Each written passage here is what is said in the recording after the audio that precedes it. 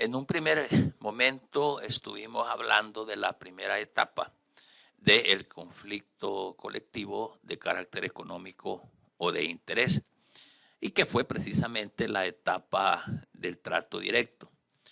Cuando esa etapa no logra superar los conflictos que se generan, entonces necesariamente la ley establece de que hay que buscar mediante una segunda etapa la solución del conflicto. Y esta es precisamente la etapa de la conciliación. En esta etapa de la conciliación también en su momento procura buscar los arreglos, los acuerdos entre las partes que se ven involucradas en el conflicto, y a través de esta segunda etapa se procura de que ambas partes solucionen las diferencias a través de la conciliación. Y esto lo vamos a encontrar en el artículo 491 y siguientes del Código de Trabajo. Entonces, ya lo decíamos, es la etapa que continúa al concluir lo que es el trato directo y que no ha habido respuesta alguna. Entonces, el Estado tiene la obligación de promover lo que es la conciliación y que ésta sea un medio, pues, efectivo para solucionar pacíficamente los conflictos de trabajo. Entonces, para ello es que la ley establece esta segunda etapa, lo cual es una etapa en donde se busca que las partes lleguen a un acuerdo, tanto ya sea como la parte patronal o la parte de los trabajadores. Se suele en el derecho laboral admitir o exigir actos conciliatorios ante la autoridad administrativa. Es decir, en materia laboral, antes de poder entrar, ya sea en un conflicto también individual de trabajo, antes de poder entrar a lo que es la fase ya judicial, de forma administrativa a través del Ministerio de Trabajo, también existe esa figura de la conciliación, a efecto pues de resolver las diferencias entre obreros y patronos, y también como un acto previo a las medidas de acción más directas. Dije, en materia de derecho laboral, en un conflicto colectivo como el que estamos viendo, también se da en un conflicto individual esta fase administrativa, que si no se procura pues llegar a un arreglo satisfactorio, vamos a seguir caminando hacia las otras etapas. Porque, bueno, la conciliación busca poder solucionar el conflicto tratando de evitar pues llegar al último ratio, lo cual puede ser una huelga que va a traer conflictos ulteriores, conflictos económicos, conflictos de tiempo de producción y cuántas situaciones que pueden evitarse si es que se puede resolver a través de la conciliación el caso que se propone.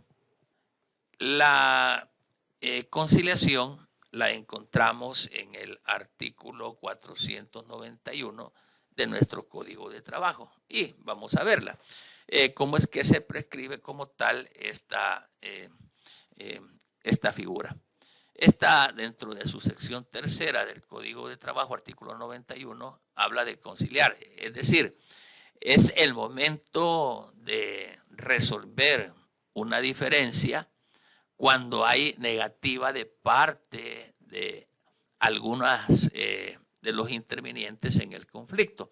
Y vemos entonces que el artículo 491 habla pues de que el existir negativa por una de las partes, esta negativa, bueno, deberá fundarse en la falta de titularidad de los solicitantes, lógicamente, pues si no es la persona indicada con la que estamos queriendo resolver un conflicto, pues no se puede.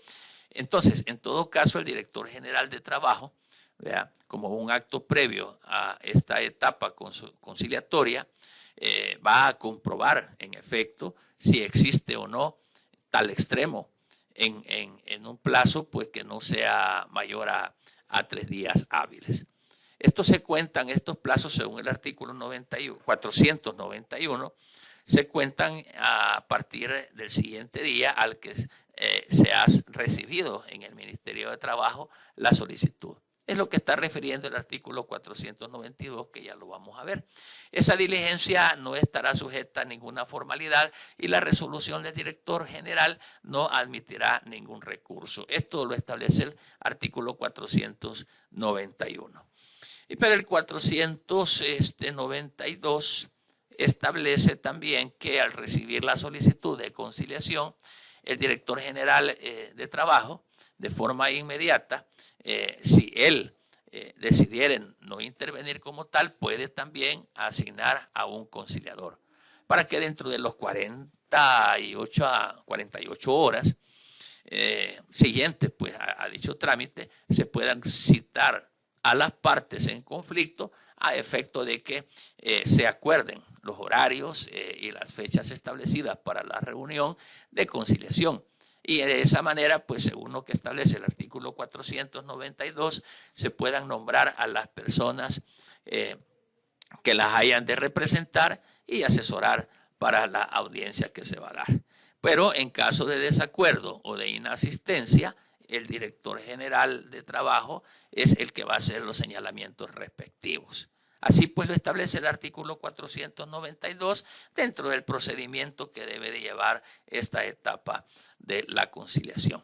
Además del conciliador, en reuniones en que tengan que adoptarse asuntos importantes o difíciles, podrá también participar uno o más conciliadores nombrados por el Ejecutivo en el ramo de trabajo y previsión social. Todo esto, si fuese necesario, por la magnitud del trabajo de conciliación que se va a llevar, dependiendo de la magnitud del conflicto.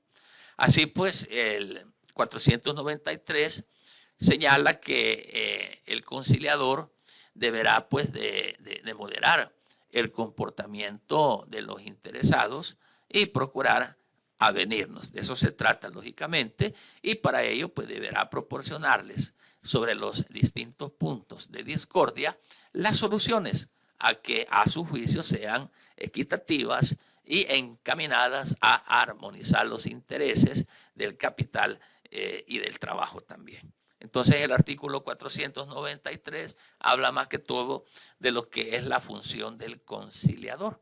Y el artículo 494 dice que el procedimiento de conciliación no estará sujeto a ninguna formalidad. En él no se admitirán sistemas o métodos que puedan obstaculizar el avenimiento, debiendo en todo caso darse la mayor flexibilidad al trámite y a la negociación. Entonces, dentro de esos pasos que se siguen del trámite para poder llevar a cabo la conciliación, este artículo viene a poner como a disposición los elementos más factibles sin trámites, por ejemplo, así como formales, tratando de que las partes lleguen a un avenimiento como tal. Entonces, lo que hace de conformidad al artículo 494 del Código de Trabajo es como flexibilizar para que las partes lleguen a un entendimiento, ¿verdad? Entonces, pero también en su inciso segundo habla con relación al apoderado. Entonces, si o sea, el apoderado comparece por segunda vez a las audiencias conciliatorias, manifestando que no tiene instrucciones para conciliar, entonces se procurará citar personalmente al representado y si no comparece, incurrirá en una multa, oiga esto, hasta de 1,000, aquí dice colones, traduzcámoslo entonces a dólares. Si el mandante fuere una persona jurídica, se citará en los mismos términos y consecuencias a quien tenga la representación legal. Si ustedes se fijan, este artículo 494 procura de que no hayan formalidades dentro de la conciliación, a efecto de que se haga más expedita, a efecto de que los métodos a utilizar no obstaculicen el avenimiento de las partes, lo simplifica, pero si en un caso, es decir, el apoderado que va por segunda vez a las audiencias manifiesta no tiene instrucciones para conciliar, entonces se manda a citar ya sea al patrono o, si es persona jurídica, al representante. Esto, bueno, en aras de resolver el conflicto como tal. Recordemos que por lo general la parte patronal, es bien raro que asista el empresario. Siempre manda, dice, voy a mandar a mi abogado, es un apoderado. Pero de repente el apoderado dice, no traigo ningún punto a conciliar, no se llega hasta ahí al agotamiento, sino que la ley, a través de este artículo 494, resuelve. Más bien que en aras de conciliar, entonces si el apoderado no lleva ningún arreglo, pues que se cite propiamente al patrono directamente. Acordémonos que el apoderado es una persona que interviene a nombre de otra, mediante un poder debidamente acreditado para poder tener las facultades como tal. Y un representante legal es una figura de ley que por ministerio de ley representa, por ejemplo, cuando es una personería jurídica, este es el representante legal que, a diferencia del apoderado, el apoderado es una persona que mediante un poder se nombra con facultades, pero el representante legal ya por ministerio de ley no es apoderado, sino que es el que está representando la figura de una persona jurídica, cuando el patrono, por ejemplo, no es persona natural. Asimismo, pues el artículo 495 establece que en la conciliación solo se negociarán los puntos en que no hubo acuerdo en la etapa anterior, es decir, en el trato directo. Porque pudo darse el caso que en el trato directo de 4 puntos, 2 fueron aceptados por las partes, muy bien, pero 2 puntos a lo mejor no fueron aceptados porque creyó el patrono de que dañaba sus intereses o creyó la parte trabajadora que también había alguna vulneración de derechos. Entonces, cuando dentro de X número de puntos hay puntos que no se pusieron poner de acuerdo en la etapa anterior, entonces en esta etapa, a través de las reuniones que se hagan, ¿verdad? Son los puntos que se van a llevar pues a efecto de conciliar. Por eso dice el artículo 495, en la conciliación solo se negociarán los puntos en que no hubo acuerdo en la etapa anterior. Dice, se efectuarán tantas reuniones como fueren necesarias y resultando de ellas un avenimiento total, se observará lo dispuesto en los incisos primero y segundo del artículo 487. Entonces, en este sentido, veamos el artículo 487, dice, si en la negociación directa llegaren a las partes a un acuerdo sobre el proyecto de contrato o convención colectiva de trabajo, estos se someterán a la aprobación de la respectiva asamblea sindical. Ya media vez aprobado también, estos efectos ya van a ser propios de poderlos registrar o inscribir para que tengan ya existencia como tal. Entonces, el artículo, por ejemplo, 496, dice que la etapa de conciliación tendrá una duración máxima de 15 días hábiles, contados a partir de la primera reunión que se celebre, excepto que las partes acuerden su prórroga. Entonces, para concluir anticipadamente, podrá hacerse por las siguientes causas. Primero, cuando una de las partes manifiesta que no está dispuesta a conciliar. Ahí se terminó. Y segundo, cuando una de las partes deja de concurrir a 3 reuniones conciliatorias. Entonces, como ven ustedes, la ley flexibiliza. Dice de que, bueno, en el artículo 495, quiero ver 496, dice que son 15 días hábiles contados a partir de la primera reunión. Esa es la duración que va a tener la etapa conciliatoria. Pero resulta que si las partes llegan a un acuerdo, Entonces, la ley también dice, sí, no hay ningún problema. Pues, bueno, lo importante es que al final de una muy buena discusión de los puntos pueda llegarse al acuerdo que todos esperamos. El artículo 497 nos habla acerca de lo que es el conciliador. Es decir, que el conciliador deberá o va a devolver las diligencias al director general de trabajo y recibidas por este, o cuando él mismo hubiere actuado, dictará resolución declarando que ha terminado la etapa de conciliación y se hará saber la providencia de las partes. Entonces, pudo haber conciliación como pudo no haber conciliación. Entonces, lo resuelto en ello es lo que el conciliador va a devolver al director general de trabajo. Entonces, esto tiene una gran incidencia porque de acá vamos a partir con una de las dos vías. Una, que puede ser que si hubo conciliación, inmediatamente se proceda a la inscripción. O la otra es que si no hubo conciliación, ¿ok? Entonces vamos a proceder a establecer por los mecanismos legales ya la habilitación de la tercera etapa, lo cual es el arbitraje. Entonces, como ven, si en la primera etapa no hubo avenimiento y en la segunda etapa tampoco lo hubo, entonces eso nos va a habilitar poder ingresar a lo que es la siguiente etapa, que es la etapa, lógicamente, del arbitraje. Ahí entramos ya al artículo 500, vamos a hablar un poquito sobre lo que es el arbitraje, y el arbitraje como tal y como tercera etapa también tiene su especialidad. Y da inicio, medias veces concluye la etapa de la conciliación, entonces ya queda listo como para poder intentar resolver un conflicto a través de esta tercera etapa.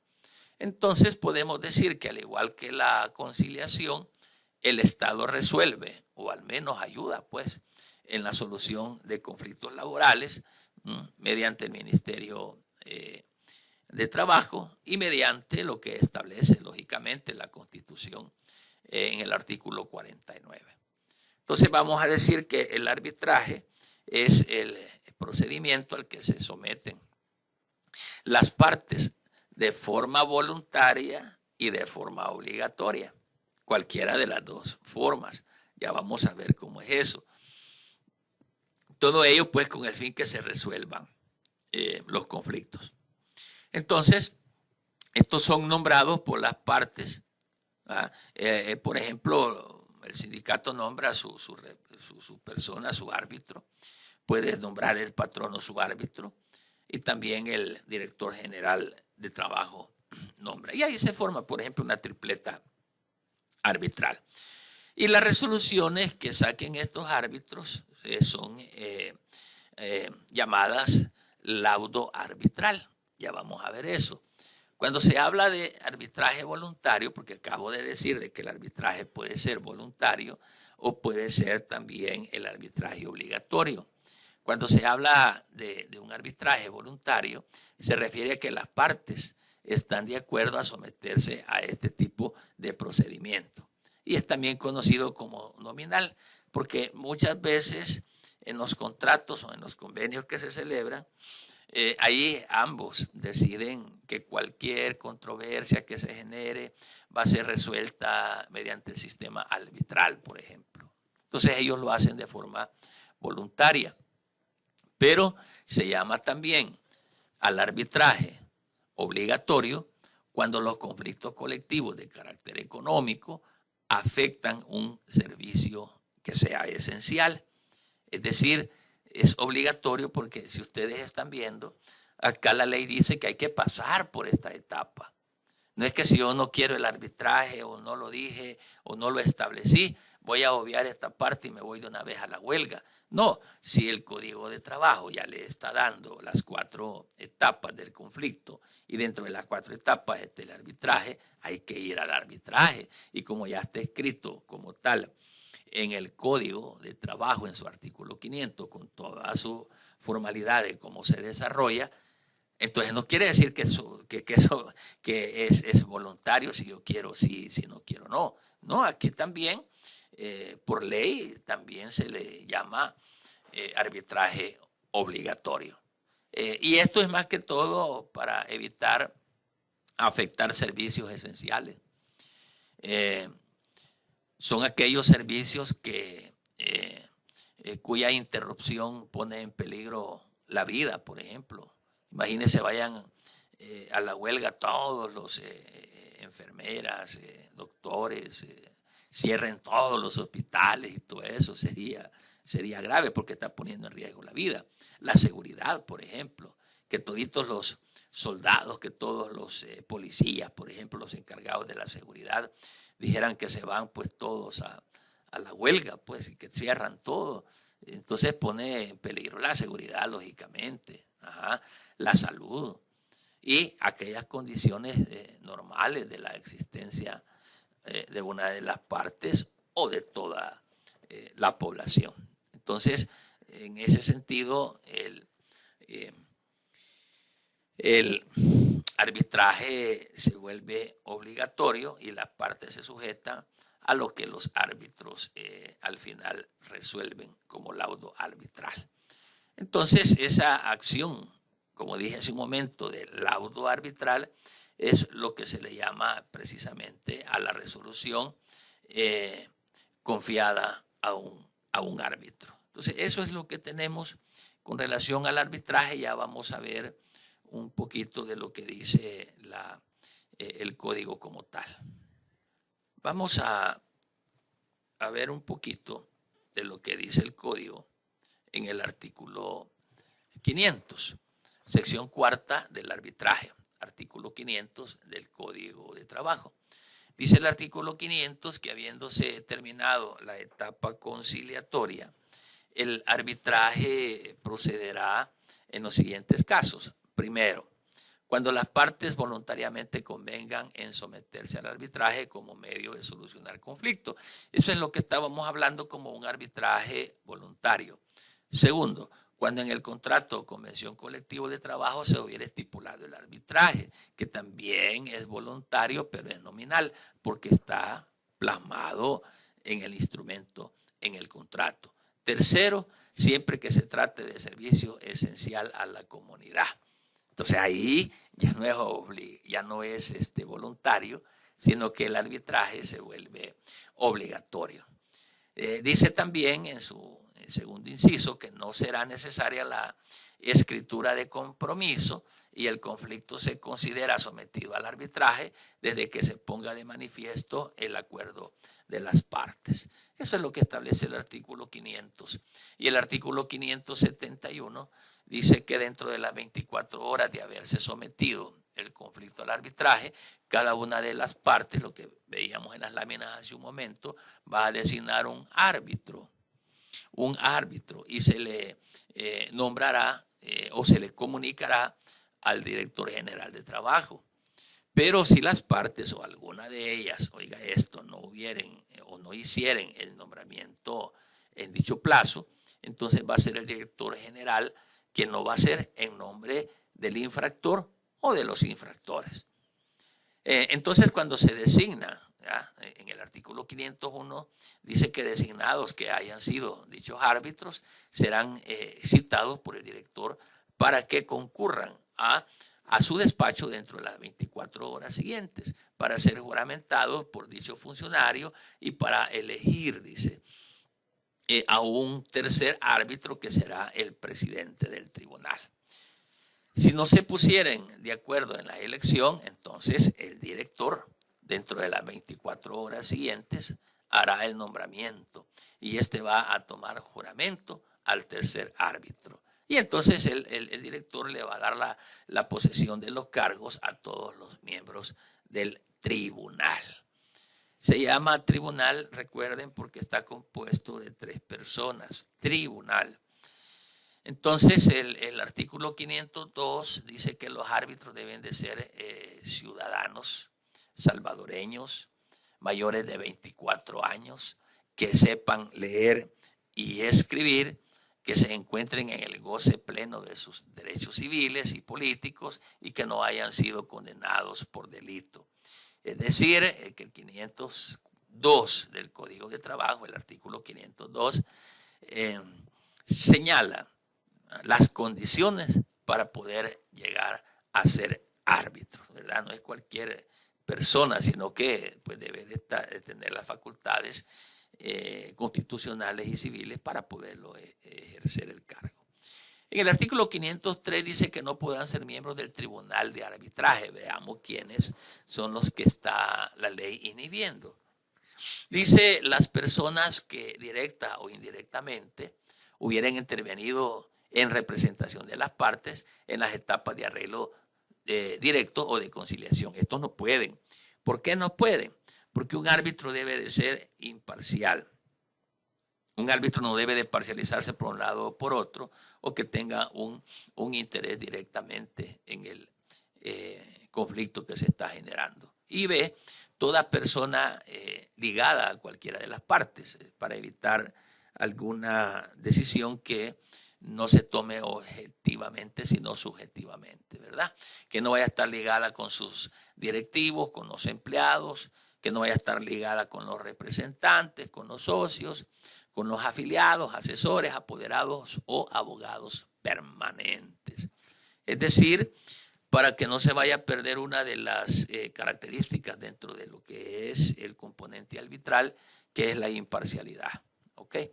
Entonces el artículo 504 dice que los árbitros podrán ser recusados ante el director general de trabajo dentro de las 48 horas de juramentados. Y dicho funcionario resolverá pues, el incidente en las 48 horas siguientes. Y esta resolución no admitirá recurso. Es decir, si podemos descubrir de que el árbitro o los árbitros quienes van a resolver un conflicto como tal tienen intereses de los que señala el artículo anterior, ¿verdad? Es decir, el artículo 503, literal A y B, entonces, si ellos adolecen de una situación de estas, pueden ser recusados, es decir, apartados. Señores, estos árbitros o este árbitro no puede conocer sobre este caso, porque este es primo, es amigo o tiene intereses con la empresa o tiene intereses con el sindicato. Entonces, para evitarse que sean imparciales o que la balanza se haga de lado, ya sea de uno o de otro. Entonces, esas son las causas de ley para que alguien pueda ser recusado, o sea, apartado. El artículo 505 dice que son causas de recusación. Veámoslas entonces. No reunir los requisitos necesarios para ser miembro del tribunal o tener cualquiera de los impedimentos señalados en el artículo 503, que es la primera, ordinal primero. Vamos a ver. 503, son los que estábamos viendo hace un momento acá. Luego dice en el ordinal segundo que ser pariente dentro del 4º grado de consanguinidad o segundo de afinidad de cualquiera de las partes. O también de sus representantes, socios, directivos, asesores o apoderados. La tercera dice tener enemistad por hechos determinados con las partes o con las demás personas indicadas en el ordinal anterior. Y el cuarto, pues, tener interés en el conflicto. Todos estos son los motivos que pueden llevar a recusar a un árbitro o a los 3 si fuese el caso. El artículo 506 dice que al dar posesión a los miembros del tribunal, el director general entregará al presidente todos los antecedentes, informes y diligencias del procedimiento conciliatorio. Entonces aquí vemos descrita prácticamente paso a paso los procedimientos que señala la ley dentro de lo que es la etapa del arbitraje. Entonces el artículo 507 dice que los árbitros procederán y sentenciarán conforme les dicte su conciencia y con equidad. Entonces el tribunal podrá efectuar las investigaciones que crea necesarias para la mejor solución de las cuestiones que se plantean, como por ejemplo solicitar de las partes o sus representantes la información que estime conveniente para ilustrar el juicio, ordenar inspecciones, ordenar peritajes, interrogar a las partes, recibir declaraciones y todos esos elementos que sean básicos para efectos de el desarrollo y conclusión pues, de esta etapa, con lo cual es el arbitraje. Y el artículo 511 le habla del laudo, que es el resultado o la resolución de todo ese juicio, que los árbitros al final determinan si la razón es del patrono o la razón es del el grupo de trabajadores que están pues aglutinados en el sindicato. Y a eso se le llama laudo arbitral. Y el laudo se notificará a las partes y no admitirá recurso alguno. Este es bien interesante, artículo 511. Dice el artículo 512, el laudo pone fin al conflicto colectivo y tiene el carácter, oiga esto, de contrato o convención colectiva de trabajo. Entonces, inmediatamente, pues si es favorable, se va a inscribir sin más trámite ni diligencia en el registro respectivo y su vigencia será de 3 años contados a partir de su inscripción. Vea usted que por dónde es que viene dándose el procedimiento como tal, a efecto de tener por cumplido prácticamente o resuelto lo que es el conflicto que se genera. Y ahí más adelante estamos viendo sobre lo que es el arbitraje obligatorio. Dice el artículo 515, serán sometidos a arbitraje obligatorio los conflictos colectivos de carácter económico que afecten un servicio esencial, lo que estábamos viendo en las láminas. A tales efectos se consideran servicios esenciales aquellos cuya interrupción ponga en peligro, ¿verdad? O amenace poner en peligro la vida, la seguridad, la salud, las condiciones normales de existencia de toda o parte de la población. Y así, ahí estamos pues culminando lo que es el arbitraje obligatorio. Entonces, esta es la tercera etapa que de no haber resolución, bueno, tenemos la primera etapa, el trato directo, la segunda etapa, que es la etapa de la conciliación, y esta tercera etapa, que es el arbitraje. Concluidas estas 3 etapas, entonces, si en efecto no hay solución al conflicto, entonces vamos a entrar a ver la cuarta etapa, que es la etapa de la huelga, que está pues en el artículo 527. Sencillo. Entonces, como no hubo solución en las 3 primeras etapas, entonces está la cuarta etapa, que yo le he llamado el último ratio del conflicto, donde no podemos saltarnos pues las etapas, sino pues concluidas las 3 y de no haber una solución. Entonces, por último, se está dejando lo que es esta etapa del conflicto económico, colectivo económico o de interés, que es la huelga. Vamos a hablar un poquito acerca de esto, y esto de la huelga lo tenemos acá en el artículo 527 del Código de Trabajo. Entonces vamos a ir hablando un poquito sobre lo que es la huelga, como ya lo dije, como último ratio del conflicto colectivo de carácter económico o de interés. Y ahí lo tenemos, artículo 527 del Código de Trabajo. Y esto se da cuando se han agotado las etapas anteriores. Entonces, procede a verse ya plasmada la última etapa, como lo que es la huelga. Y no es que el artículo 527 del Código de Trabajo lo establezca como tal, sí, esto viene lógicamente de una ley superior como lo es la Constitución. En su artículo 49 establece que los trabajadores tienen derecho a la huelga. Y la huelga pues es la suspensión de trabajo, así lo vamos a definir, es la suspensión de trabajo por parte de los trabajadores con el objeto de presionar al patrono para que les sean mejoradas las condiciones de trabajo, que les sean respetados sus derechos y otras condiciones más que puedan ser exigibles dentro del conflicto como tal. Con relación a lo que es la definición de la huelga, hay muchos autores que coinciden en definirla u orientarla por la abstención laboral por iniciativa de los trabajadores.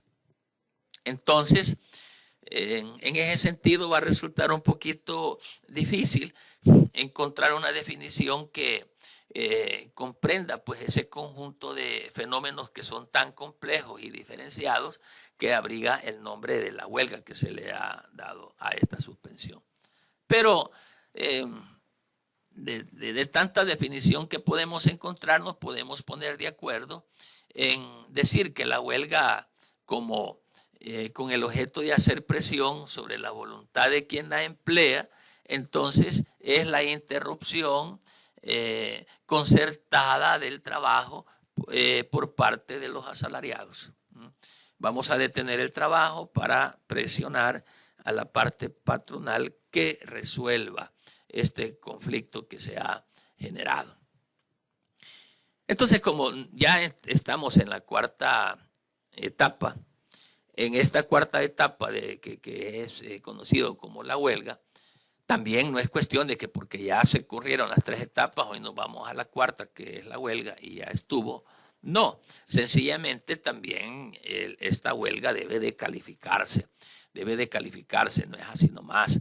Entonces, la presunción legal es que toda huelga que no se ha declarado ilegal es legal, esa es la presunción en favor de los trabajadores, ¿verdad? Y la autoridad competente para calificar si la huelga es legal o es ilegal son los jueces de lo laboral o los jueces de primera instancia en competencia en lo civil en aquellos lugares donde no exista juez de lo laboral. Entonces, en primer plano están los jueces de lo laboral, por ejemplo, San Salvador y donde hayan jueces de lo laboral. Pero hay lugares en el interior de la República que no existen jueces de lo laboral, pero sí están los jueces de primera instancia en lo civil, más que todo en las cabeceras departamentales. Ellos van a ser los facultados también para declarar una huelga, si es legal o si es ilegal. Cuando estalla la huelga, cualquiera de las partes afectadas podrá pedirle al juez que la califique, ¿verdad? Eso es bien fundamental para ver si esta huelga es legal o es ilegal. Si esta huelga es ilegal, inmediatamente el juez de lo laboral así lo resuelve y tiene que levantarse la huelga, tiene que cesar la huelga. Entonces, veamos entonces cuándo es que la huelga puede ser ilegal, es decir, declarada ilegal. Uno, cuando el servicio es esencial, no se puede detener. Dos, cuando el objetivo es distinto de la celebración o la revisión de un contrato colectivo de trabajo o convención colectiva de trabajo.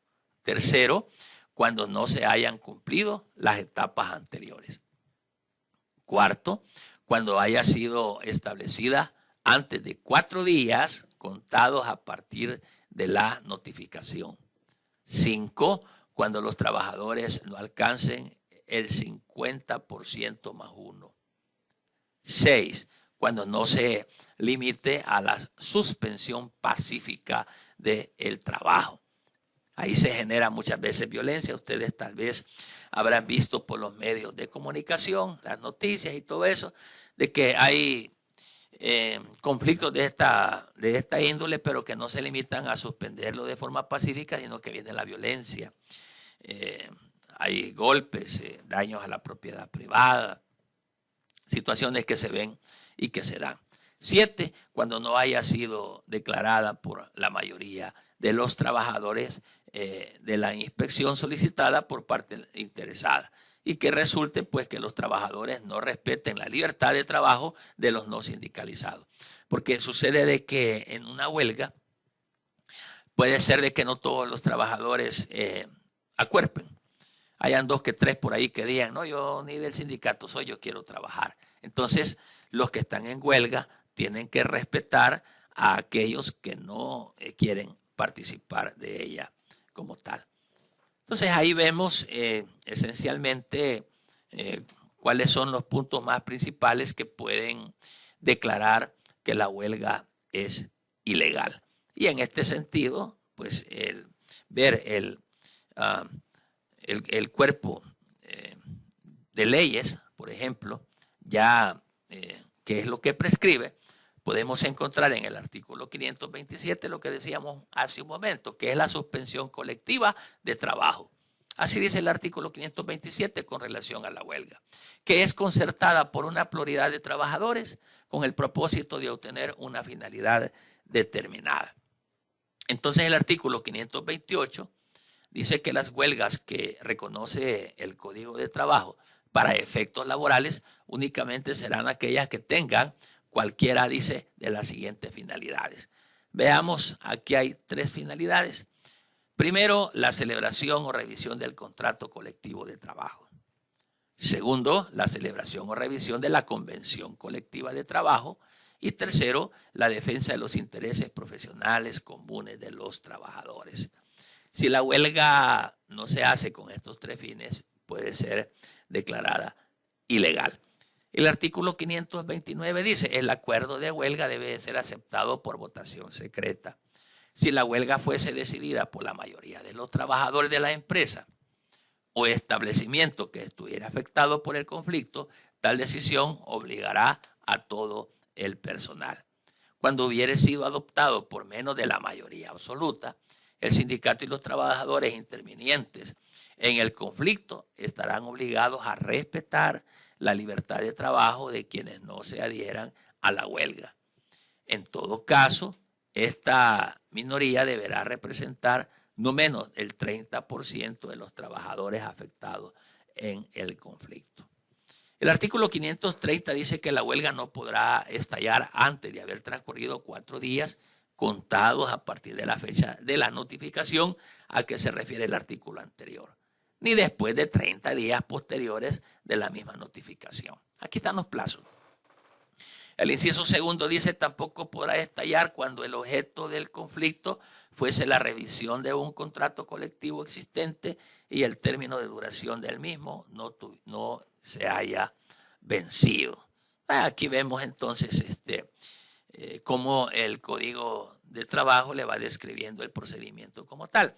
El artículo 531 dice que ya estallada la huelga, el sindicato, la coalición de sindicatos o los delegados en su caso comunicarán al director general de trabajo el día y hora en que ocurrió la suspensión del trabajo. Aquí vemos entonces, artículo 534, dice que la huelga debe limitarse a la suspensión pacífica de las labores y el abandono del lugar de trabajo. En consecuencia, esta ley está prohibiendo toda clase de actos de violencia o coacción sobre las personas y de fuerza en las cosas durante un conflicto colectivo de trabajo. ¿Ok? Entonces, otro de los efectos de la huelga, el 535, dice que suspende los contratos individuales de trabajo de todos los trabajadores de la empresa o establecimiento afectado. Y si hay suspensión de contratos individuales, el inciso segundo advierte que el patrono no podrá contratar nuevos trabajadores durante la huelga, que estos nuevos trabajadores vengan a sustituir a aquellos contratos individuales de trabajo que estuvieran suspendidos. No, no se puede. Entonces, el patrono que en el curso de un conflicto perturbe a sus trabajadores el ejercicio del derecho de huelga, incurrirá también en una multa de 1,000 colones por cada infracción. Ahora tradúzcalo a dólar y esa va a ser la multa. Y luego, pues, tenemos lo que es el paro. Es parecido a la huelga, con la única diferencia que el paro es producido por un patrono o sindicato de patronos en una o varias empresas o en uno o varios establecimientos. Entonces, tanto el paro como la huelga los dos llevan a suspender, ¿ok? Ambos llevan a suspender. Lo que sucede acá es que el paro es provocado por los patronos y la huelga por los trabajadores. En este sentido, entonces, ambas situaciones nos llevan a la suspensión laboral. Como ven, estimados estudiantes, hemos hablado de las 4 etapas del conflicto colectivo de carácter económico o de interés. Este es un procedimiento administrativo, pero que al final pudiese volverse judicial cuando ya interviene, más que todo en la etapa de la huelga, en la última etapa, la calificación de la misma. Que quien va a calificar es el juez de lo laboral o el juez de primera instancia. Pero de ahí todo el procedimiento es administrativo. Entonces acá tenemos el contenido de lo que es un conflicto colectivo de carácter económico o de interés, que es administrativo, a diferencia de lo que es el conflicto de derecho, conflicto colectivo de derecho o jurídico, que el procedimiento es totalmente diferente, es los juzgados, es judicial, jurisdiccional, y tiene que ventilarse mediante los procedimientos que la ley así establece. Esto es todo por ahorita y cualquier duda en la plataforma les aparece pues un foro de dudas y consultas para que usted pueda consultar algunas situaciones que tal vez no hayan quedado muy claras en el contexto de este tema. Muchas gracias por su atención. Bendiciones a todos.